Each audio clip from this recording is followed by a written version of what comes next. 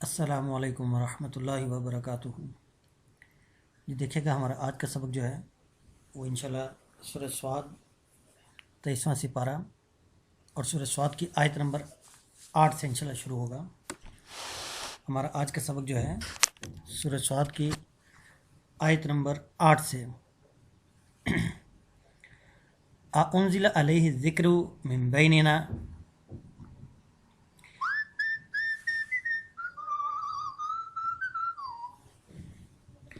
اب یہ کافروں کا وہ قول نقل ہو رہا ہے۔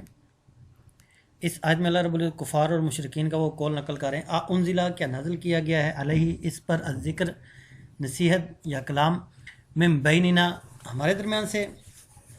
لیکن کفار یہ کہا کرتے تھے کیا اللہ رب العزت کو یہی نبی علیہ الصلوۃ والسلام کی ذات ہی ملی ہے جن پر اللہ رب العزت وحی نازل کرتے؟ انزلہ کیا نازل کیا گیا، علیہ الذکر من بیننا ہمارے درمیان میں سے اللہ نے صرف اسی پہ کلام نازل کرنا تھا۔ بل ہم فی شک من ذکری، آگے اللہ رب العزت نے وہ ہے کہ اپنا جواب دے دیا، بلکہ ہم فی شک، وہ شک میں ہے، من ذکری میرے نصیحت یا میرے قرآن کے حوالے سے۔ بلکہ لما یذوقوا عذاب، ابھی تک انہوں نے میرا عذاب چکھا ہی نہیں۔ لما یذوقوا عذاب، بلکہ انہوں نے ابھی تک میرا عذاب چکھا ہی نہیں۔ یعنی کہ اللہ رب العزت پہلے اس آیت مبارکہ میں کفار کا قول نقل کیا کہ وہ یہ کہتے تھے کہ کیا اسی پہ نبی علیہ الصلوۃ والسلام پر ہی وحی نازل ہونی تھی، اور ساتھ ہی اللہ رب العزت گویا کہ خود ہی جواب بھی دے دیا، بل ہم فی شک من ذکری، بلکہ یہ تو میرے ذکر میری نصیحت کے حوالے سے شک کے اندر مبتلا ہے۔ بل لما یذوقوا عذاب، بلکہ حقیقت یہ ہے کہ انہوں نے ابھی تک میرا عذاب چکھا ہی نہیں۔ یعنی کہ اگر عذاب چکھ لیں گے، جب ڈنڈا پڑے گا سر میں تو پھر تو سمجھ آ جائے گی، پھر تو عقل ٹھکانے آ جائے گی۔ ابھی تک ان کے ساتھ ایسا معاملہ ہوا ہی نہیں ہے۔ ام عندہم خزائن رحمت ربک، کیا عندہم ان کے پاس خزائن رحمت ربک، آپ کے رب کے خزانے ہیں، العزیز الوہاب جو غالب ہے اور بہت زیادہ عطا کرنے والا ہے۔ یعنی کہ اگلا بھی گویا کہ اللہ رب العزت کا ایک سوالیہ انداز ہے۔ ام عندہم خزائن رحمت ربک، اے نبی جی ذرا بتائیے کیا ان کے پاس آپ کے رب کے خزانے ہیں؟ یعنی کہ اللہ نے ان کو خزانوں کا مالک بنا دیا، العزیز الوہاب جو کہ غالب بھی ہے ہر ایک چیز پر اور بہت زیادہ عطا کرنے والا ہے۔ یا پھر اگلا سوال، ام لہم ملک السماوات والارض، یا پھر یا لہم ان کے لیے ملک السماوات والارض زمینوں اور آسمانوں کی بادشاہت، وما بینہم اور جو کچھ اس کے درمیان ہے، فلیرتقوا تو بس پھر وہ چڑھ جائیں، فی الاسباب رسیوں کے ساتھ، یعنی کہ رسیاں لگا کے پھر اوپر چڑھ جائیں۔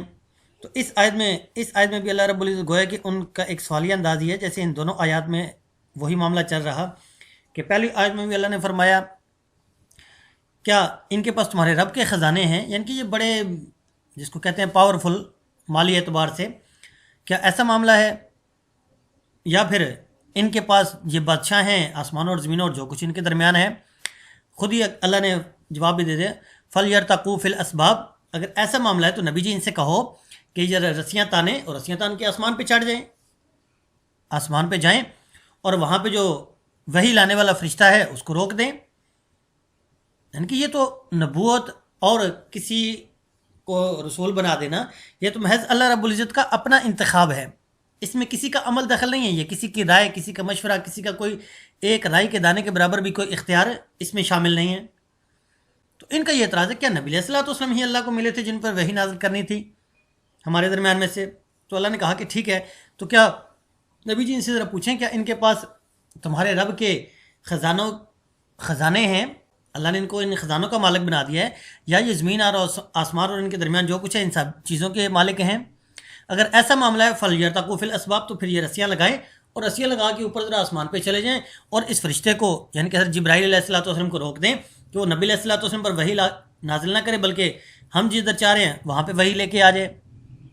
جندم ما ہنالک مہزوم فی الاحزاب، جندن یہ ایک لشکر ہے، ما ہنالک جو یہاں مہزوم شکست خوردہ ہے، فی الاحزاب گروہوں میں سے، لشکروں میں سے، یعنی کہ ان سے پہلے بھی ایسے لشکر بڑے گزرے جو ایسی باتیں کرتے تھے۔ تو یہ بہت سارے لشکروں میں سے یہ بھی ایک چھوٹا سا معمولی سا ایک گروہ ہے، ایک چھوٹا سا لشکر ہے جو کہ اپنے ایک بیانیے کو، اپنے ایک بات پہ ڈٹے ہوئے ہیں یا اپنی بات پہ اڑے ہوئے ہیں۔ جنن یہ ایک لشکر ہے، ما ہنالک محزوم جو شکست خوردہ ہے، من الاحزابی لشکروں میں سے، کذبت قبلہم کذبت جٹلایا، قبلہم ان سے پہلے، قوم نوح حضرت نوح علیہ السلام کی قوم نے، وعاد اور عاد نے، وفرعون اور فرعون نے، ذو الاوتاد جو میخوں والا تھا۔ یعنی کہ اللہ رب العزت نے ذکر کر دیا کہ کذبت، کہ ان سے پہلے بھی جو تھے قوموں نے جٹلایا۔ وہ قومیں کون سی تھی؟ قوم نوح، حضرت نوح علیہ السلام کی قوم، وعاد اور قوم عاد، وفرعون اور فرعون تھا ذو الاوتاد جو کہ میخوں والا تھا۔ اب میخوں والوں سے کیا مراد ہے؟ میخوں والے سے مراد جیسے کہ آج کل ہم نے دیکھا ہے کہ جب کوئی گھر بناتے ہیں، کوئی بڑی عمارت بناتے ہیں، تو اس میں کنکریٹ کے، سریے کے، ان چیزوں کے پلر بنائے جاتے ہیں مضبوطی کے لیے، کہ مثلا جتنا بڑا پلازا ہوگا اتنے مضبوط اس کے پلر اس کو دیے جائیں گے، تاکہ ایک کے اوپر دوسری منزل، تیسری منزل، اوپر کا وزن ان پلرز کے اوپر ہو اور وہ آسانی سے اس پوری عمارت کو، اس بلڈنگ کو سنبھال کے رکھیں، اس کو گرنے نہ دیں۔ تو ایسا ہی معاملہ فرعون کے دور میں تھا، اور اس وقت جو تھا وہ لکڑی کے بڑے بڑے پلر لگائے جاتے تھے، اور یقینی سی بات ہے لکڑیوں کو آپس میں جوڑنے کے لیے میخوں اور کیلوں کی ضرورت پڑتی ہے۔ تو فرعون کا تعارف اللہ نے ایسے کروایا ہوا، فرعون ذو الاوتاد، کہ فرعون جو کہ میخوں والا تھا، یعنی کہ بڑی بڑی عمارتیں، منزل در منزل عمارتیں بنانے میں ماہر تھا، یعنی کہ مالی اعتبار سے بھی اور ہر لحاظ سے بہت زیادہ طاقتور تھا۔ تو اس کے میخوں والا تھا کہ اس کی بڑی بڑی عمارتیں اور ان کے لکڑی کے بڑے بڑے پلر جن کو آپس میں میخوں کے ساتھ جوڑا گیا تھا۔ وہ سمود اور قوم سمود نے بھی، وہ قوم لوط اور قوم لوط نے، وہ اصحاب الایکا اور ایکا والا نے، اولئک الاحزاب، یہ وہی گروہ ہیں، اولئک الاحزاب یہ وہی گروہ ہیں۔ یعنی کہ جتنے گروہوں کا اللہ نے ذکر کیا کہ یہ تو ایک لشکر ہے چھوٹا سا، جو بڑے بڑے لشکروں میں سے ایک لشکر ہے، تو ان سے پہلے تو قوم نوح، قوم عاد، فرعون، قوم سمود، قوم لوط، اصحاب الایکا، یہ سارے گزر چکے ہیں۔ یہ بڑے بڑے لشکر تھے، انہوں نے بھی انکار کیے، انہوں نے بھی بہت کچھ معاملات کیے، آخرکار یہ سارے کے سارے اپنے انجام کو پہنچے۔ ان کل نہیں ہے یہ سب، الا مگر، کذب الرسل، کہ انہوں نے جٹلایا ہے رسولوں کو، فحق عقاب، بس حق ہو چکا ہمارا ان پر عذاب، یعنی کہ ان کو ہمارے عذاب نے آن پکڑا۔ ان کل نہیں ہیں یہ سارے، الا مگر، کذب الرسول، کہ جٹلایا انہوں نے رسولوں کو، فحق عقاب، پس ہمارا معاملہ جو تھا عذاب والا وہ ان پر حق ثابت ہو چکا، ان پر حق ہو گیا۔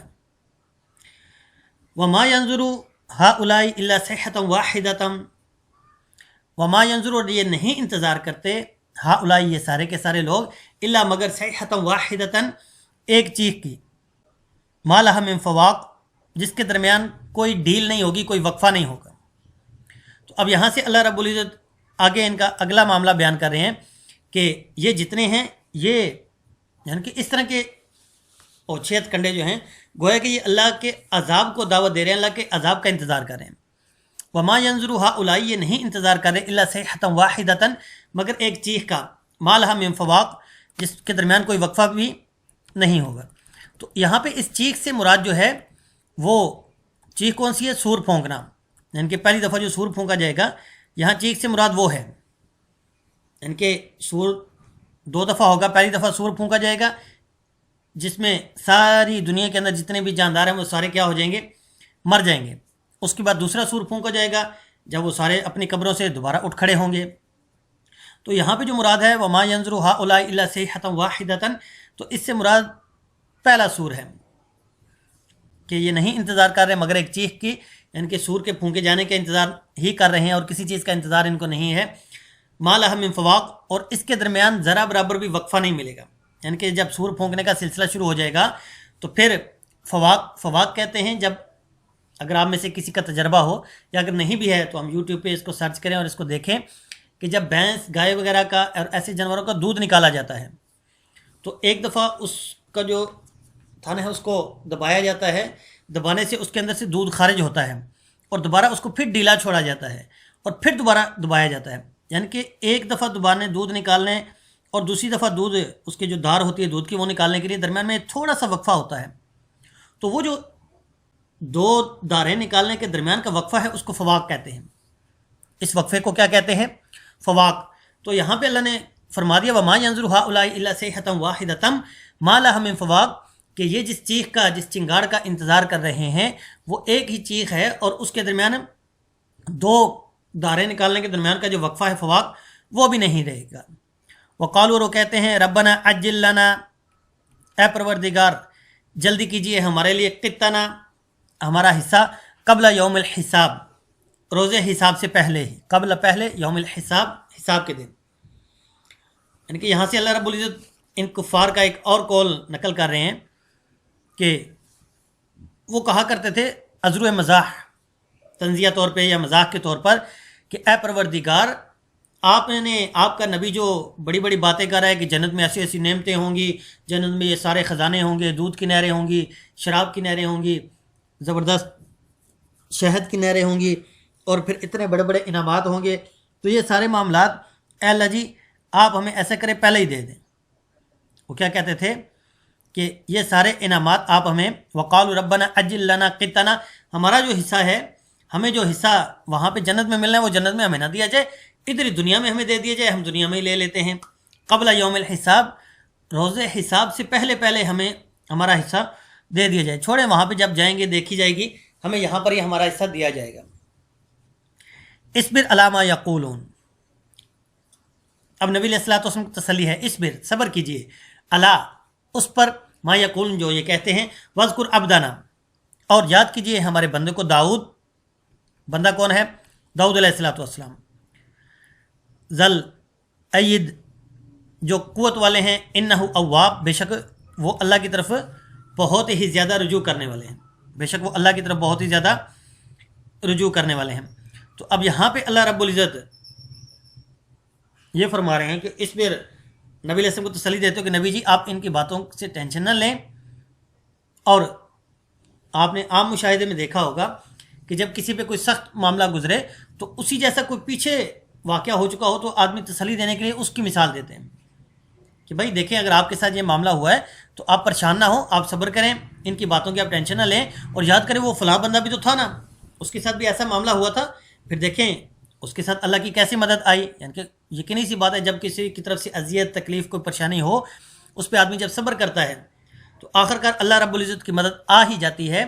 اور اس مدد کا معاملہ کیا ہوتا ہے کہ وہ مدد ایسی آتی ہے کہ جو حق والا ہوتا ہے اس کو اللہ رب بسا اوقات دنیا میں ہی فاتح یا سب کے سامنے لے آتے ہیں، اور سازشیں کرنے والے اور اس قسم کے جو تنگ کرنے والے ہوتے ہیں، اذیتیں پہنچانے والے، ٹارچر کرنے والے، وہ دنیا میں ہی ایکسپوز بھی ہو جاتے ہیں اور ناکام بھی ہو جاتے ہیں. تو گویا کہ بالکل سیم وہی اندازہ اصبر علی ما یقولون، اے نبی جی آپ صبر کیجئے جو کچھ یہ کہتے ہیں. واذکر عبدنا داؤد، اور ذکر کیجئے، یاد کیجئے، معذرت، واذکر یاد کیجئے عبدنا ہمارے بندے کو داؤد، جن کا نام داؤد ہے، ذل اید جو قوت والا بھی تھا، انہ اواب اور وہ بہت زیادہ رجوع کرنے والا بھی تھا. تو حضرت داؤد علیہ الصلوۃ والسلام کے طاقتور ہونے کا ایک مطلب تو بالکل ظاہر ہے کہ اللہ تعالیٰ نے ان کو ایک حکومت دے رکھی تھی اور اپنے دشمنوں کے مقابلے میں ان کو ہمیشہ فتح ہی ملی ہے.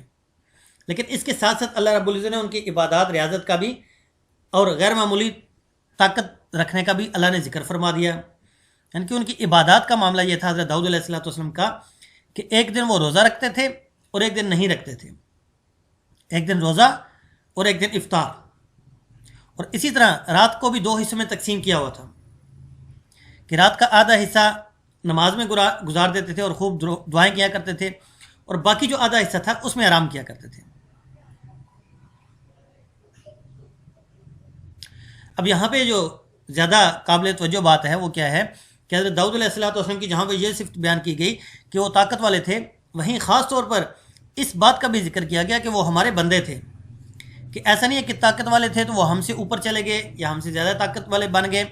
جتنے بھی پاورفل تھے، جتنے بھی طاقت والے تھے آخرکار ہمارے بندے ہی تھے. اب ان کے اندر گویا کہ کچھ، یعنی کہ اللہ نے ان کو بہت سارے اختیارات دیے ہوئے تھے، جیسے اللہ رب العزت کے اپنے اختیارات ہیں، اسی طرح حضرت داؤد علیہ الصلوۃ والسلام کو بھی بہت زیادہ اختیارات دیے ہوئے تھے. تو ان اختیارات اور ان کی طاقت اور ان کو قوت کو دیکھتے ہوئے کہیں کسی کے دل میں یہ نہ آ جائے کہ وہ شاید وہ بھی خدا تھے یا خدا جیسے ہی کچھ تھے. نعوذ باللہ. تو مراد یہ ہے کہ یہاں پہ آخر میں ذکر کر دیا عبدنا، ہمارا بندہ. تو گویا کہ اس سے مراد یہ ہے کہ وہ تھے ہمارے بندے ہی، اختیارات اور پاور ہم نے ان کو بہت دی تھی، لیکن آخر کار تھے ہمارے بندے ہی. انا سخرنا الجبال معاہ، بے شک ہم نے مسخر کر دیا تھا پہاڑوں کو ان کے ساتھ. یسبحن بالعشی والاشراق، جو ان کے ساتھ تسبیح بیان کیا کرتے تھے صبح کے وقت اور شام کے وقت. بالعشی شام کے وقت، والاشراق اور صبح کے وقت. اب یہ حضرت داؤد علیہ الصلوۃ والسلام کی طاقت کا بیان چل رہا ہے. انا سخرنا الجبال معاہ، کہ ہم نے ان کے ساتھ پہاڑوں کو مسخر کر دیا تھا، کہ پہاڑ وہ ان کے ساتھ ان کے حکم کے تابع تھے. یسبحن، جو کہ تسبیح کیا کرتے تھے، بالعشی شام کے وقت، والاشراق اور صبح کے وقت. یعنی کہ ہم نے پہاڑوں کو ایسا ان کے تابع بنایا تھا جو ان کے ساتھ مل کر صبح اور شام اللہ رب العزت کی تسبیح بیان کیا کرتے تھے. والطیر محشورا، اور پرندے جو کہ اکٹھے کیے گئے تھے، یعنی کہ بہت بڑے بڑے پرندوں کے لشکر جو کہ اکٹھے کیے گئے تھے. کل لہ اواب، ہر ایک چیز ان کی طرف رجوع کرنے والی تھی. کیا مطلب؟ یعنی کہ حضرت داؤد علیہ الصلوۃ والسلام کو ہم نے جو حکومت دے رکھی تھی اور ان کے پاس جو سلطنت تھی، اس میں پہاڑ بھی ان کے تابع تھے، وہ بھی ان کے ساتھ تسبیح اللہ رب العزت کی تسبیح بیان کرتے تھے. والطیر محشورا، اور بہت زیادہ اکٹھے کیے ہوئے پرندے. کل لہ اواب، اور یہ سارے کے سارے حضرت داؤد علیہ الصلوۃ والسلام کی طرف رجوع کرنے والے تھے. وشددنا ملکہ، اور ہم نے مضبوط کیا یا طاقتور کیا ملکہ ان کی بادشاہت کو. وآتینا الحکمہ، اور ہم نے ان کو عطا کی حکمت. وفصل الخطاب، اور فیصلہ کن خطاب. یعنی کہ ہم نے ان کی بادشاہت کو، ان کی حکومت کو بھی مضبوط کیا، اور صرف مضبوط ہی نہیں کیا بلکہ اس کے ساتھ ساتھ ہم نے ان کو فیصلہ کن، یعنی کہ زبردست خطاب کی بھی طاقت عطا فرمائی تھی کہ جو فیصلہ کن ہو. کہ بس اوقات ایسا ہوتا ہے کہ کوئی آدمی حق پہ ہوتا ہے لیکن انداز بیان ان کا یا اپنے معافی ضمیر کو بیان کرنے کی جو طاقت ہے وہ نہیں ہوتی ہے. یعنی کہ ہم نے اپنے بچپن میں ایک دوست دیکھے جو ہم سے سینئر تھے، وہ اچھی خاصی ایجوکیشن بھی سارا معاملہ، لیکن اپنی بات کو صحیح بیان نہیں کر سکتے، معافی ضمیر کو بیان کرنے کی صلاحیت اللہ نے ان کو نہیں دی تھی. اس وجہ سے ان کو کہیں بھی جاب نہیں ملی. یعنی کہ اس وقت کے دور میں اچھی خاصی ان کے پاس تعلیم، 2005 کی بات کر رہا ہوں، لیکن اس کے باوجود ان کو کہیں جاب وغیرہ یا کوئی ایسا معاملہ نہ ہوا. تو یہ ایک فصل الخطاب، فیصلہ کن خطاب کا ہونا، یہ بھی اللہ رب العزت کی طرف سے ایک بہت بڑی نعمت ہے.